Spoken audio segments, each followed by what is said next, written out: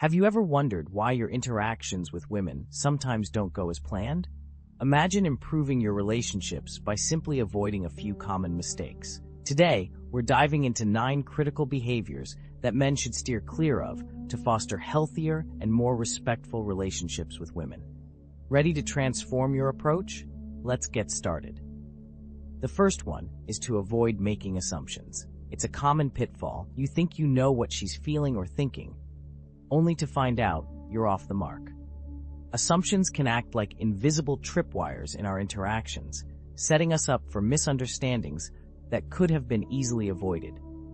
Whether it's assuming her likes and dislikes based on superficial knowledge or projecting your feelings onto her, such assumptions can distort the reality of what she actually experiences and needs. Let's imagine you plan a surprise dinner date at a steakhouse, knowing it's a crowd pleaser.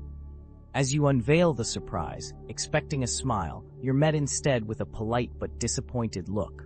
Turns out, she's recently decided to adopt a vegetarian lifestyle, a detail you missed because it never came up in your conversations.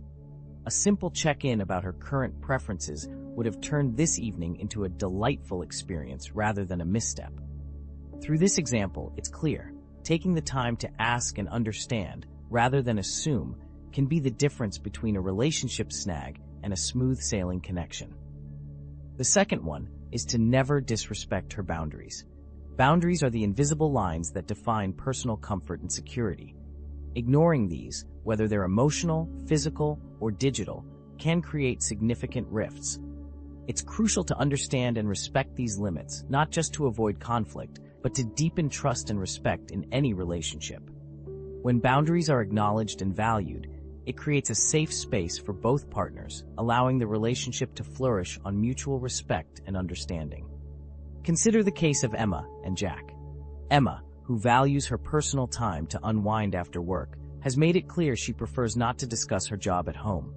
Jack, however, frequently presses her for details because he thinks sharing will ease her stress. One evening, this leads to an argument when Emma feels overwhelmed and unheard. This incident strains their relationship, as Emma feels her needs are being disregarded, while Jack is confused about his intention to help. This scenario highlights the delicate nature of boundaries. Even well-intentioned actions can lead to discomfort and misunderstanding if they cross personal boundaries. It's not just about respecting space. It's about honoring what makes each other feel secure and valued. The third one is to stop trying to fix everything.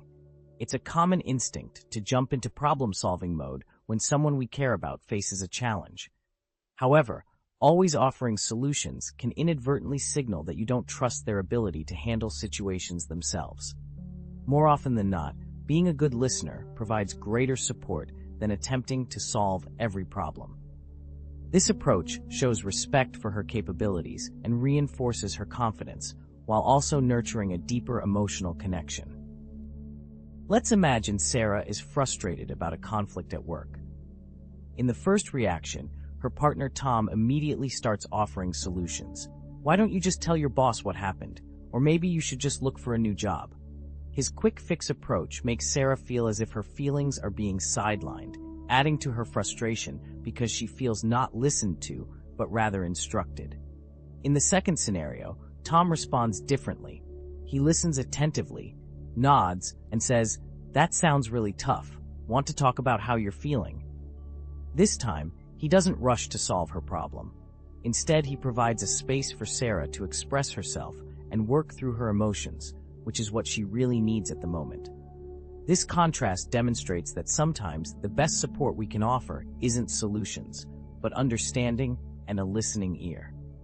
By focusing on being present and supportive, rather than fixing, you help build a relationship based on mutual respect and emotional support. The fourth one is to avoid patronizing language. Communication is the cornerstone of any relationship, and the language we choose plays a pivotal role in maintaining respect and equality. Using patronizing language, whether intentional or not, can diminish a person's sense of self-worth and autonomy. This type of language often subtly suggests that one person is less capable or knowledgeable than the other, creating an imbalance that can erode trust and affection over time. It's crucial to speak to women, and indeed to all people, with respect and recognition of their competence and value. Consider the difference in impact between these two sets of phrases in a conversation about financial planning. Patronizing. Don't worry your pretty little head about the finances. I've got it covered. Respectful. I've been looking over our finances, and I'd love to get your input on this. What do you think? Or in a discussion about fixing a household issue. Patronizing. Let me handle that. It might be too complicated for you. Respectful. Would you like to work on this together, or would you prefer I take care of it? These examples highlight how language choice can either perpetuate a demeaning dynamic or foster a partnership of equals. Choosing words that respect her intelligence and contributions not only prevents feelings of resentment, but also enriches the partnership, making it a truly supportive and equal union. The fifth one is to not ignore her interests and opinions. Engaging genuinely with her interests and opinions is not just about showing politeness. It's a fundamental of respect and appreciation. When you actively listen and participate in discussions about her passions or viewpoints, you validate her identity and intellectual contributions. This not only strengthens the relationship, but also fosters a deeper understanding and connection between you both.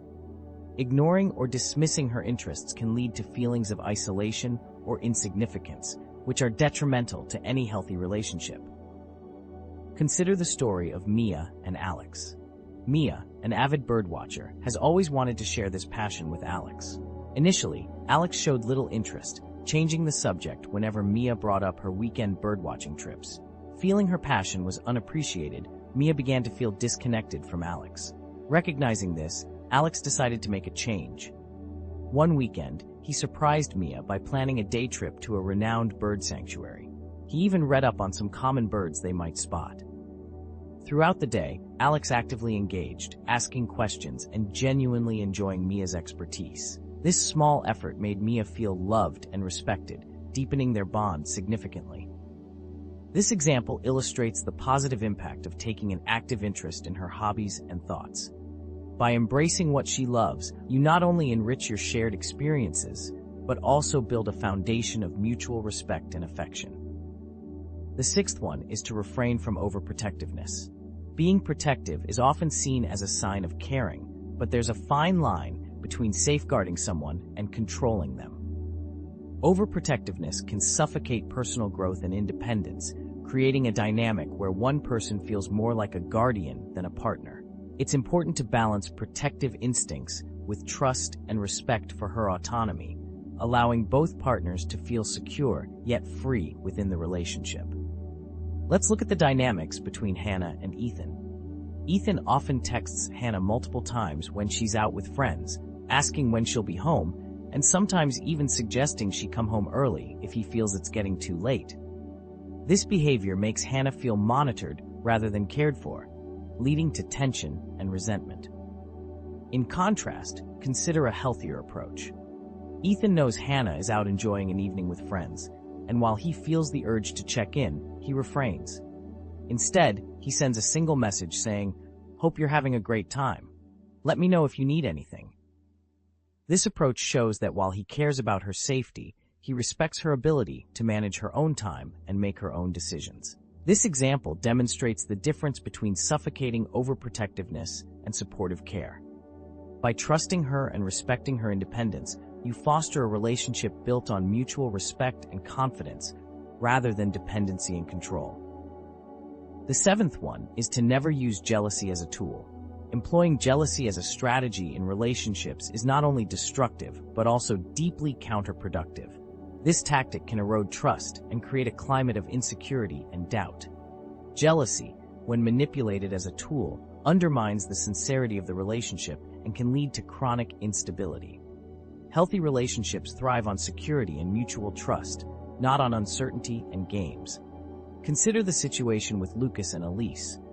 Lucas, feeling unsure about the stability of their relationship, decides to talk with other women at parties, hoping to gauge Elise's reaction and affirm her interest in him. However, this strategy backfires. Elise, observing Lucas's behavior, feels hurt and confused about his intentions, leading to a heated argument that exposes deeper issues of mistrust and insecurity. This scenario underscores how using jealousy as a manipulation tool can lead to serious misunderstandings and conflicts. Instead of creating closeness, it drives a wedge between partners, potentially causing irreversible damage. The path to a strong, resilient relationship lies in open communication and fostering trust, not in strategizing emotional reactions. The eighth one is to avoid holding on to traditional gender roles. Strictly, in today's evolving society, adhering strictly to traditional gender roles can be limiting and often counterproductive. Flexibility in these roles allows for a more dynamic and fulfilling partnership where both individuals can explore their full potential without being constrained by outdated norms. Embracing modern gender dynamics involves a mutual understanding and respect for personal choices, whether in careers, household responsibilities, or parenting roles. Let's look at the lives of Daniel and Sophie, a couple who decided to challenge traditional roles. Daniel, an accomplished chef, takes the lead in cooking and managing the kitchen, while Sophie, who works in tech, handles most of the tech-related chores and finances. In a more traditional setup, these roles might have been reversed, potentially leading to dissatisfaction if neither partner felt suited to their expected tasks. In another scenario, when it comes to parenting, they share responsibilities equally, without adhering to the typical mother caretaker/father provider framework. This flexibility allows both Daniel and Sophie to engage deeply with all aspects of family life, providing a model of partnership and equality for their children. These examples demonstrate the benefits of moving away from rigid gender roles. By allowing each person to contribute in ways that align with their strengths and interests, relationships can become more harmonious and equitable. Finally, do not neglect emotional availability. Emotional availability is the cornerstone of any deep and meaningful relationship. Being emotionally present and communicative is crucial for building trust and intimacy. It involves being open to discussing feelings, showing empathy, and being receptive to your partner's emotional needs. Neglecting this aspect can lead to a disconnect where one or both partners feel isolated or misunderstood, severely impacting the relationship's health.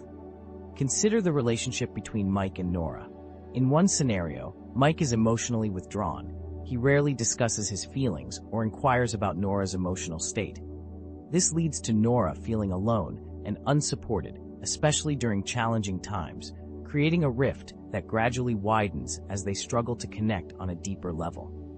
In contrast, imagine a different approach where Mike is emotionally available. He regularly checks in with Nora about her day and how she's feeling, shares his own experiences, and shows genuine interest and empathy towards her challenges. This openness fosters a strong bond and a supportive atmosphere, allowing both partners to feel secure and valued. This comparison shows that emotional availability can dramatically affect the dynamics of a relationship. By choosing to be present and engaged, you create a nurturing environment that encourages mutual growth and understanding. Now, I encourage you to take a moment to reflect on these behaviors. Have you experienced a change in your relationships by adjusting any of these behaviors? Or do you have other tips that have helped you build stronger bonds? Please share your experiences and insights in the comments below. Let's learn from each other and grow together. If you found this video helpful, please hit the like button and share it with someone who might benefit from it. Don't forget to subscribe for more insightful content on relationships and personal growth. Thank you for watching, and remember to keep striving for better and more meaningful connections in your life.